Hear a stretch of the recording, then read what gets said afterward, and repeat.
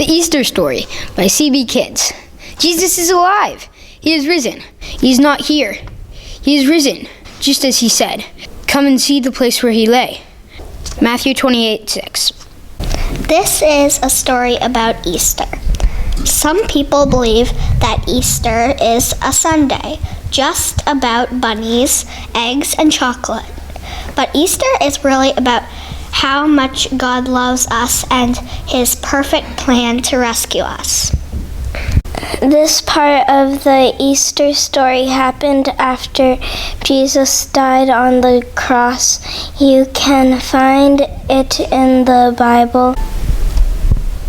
After Jesus died, he was wrapped in long strips of cloth, and he was placed in a rich man's tomb that was new. A large stone was rolled over the entrance of the tomb, and the soldiers were standing outside. 3 days later, when it was still early in the morning, Mary Magdalene and the other Mary went to the tomb. When they got there, Mary was very worried. She knew something was wrong. The large stone had been rolled away. So she ran to Simon Peter and another of Jesus' friends. Can you imagine how worried Mary was? So now Simon Peter and the other disciple ran very fast to the tomb. The other disciple ran so fast that he beat Peter there. They looked inside of the tomb and saw the strips of cloth. The friend saw and he believed.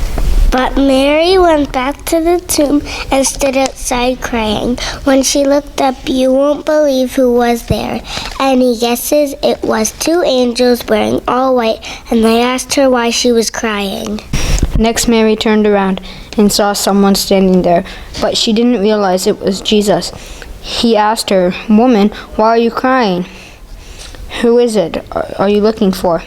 Mary thought it must have been a gardener. She still didn't realize that she was actually talking to Jesus. Can you imagine how surprised she is going to be when she finds out that Jesus is alive?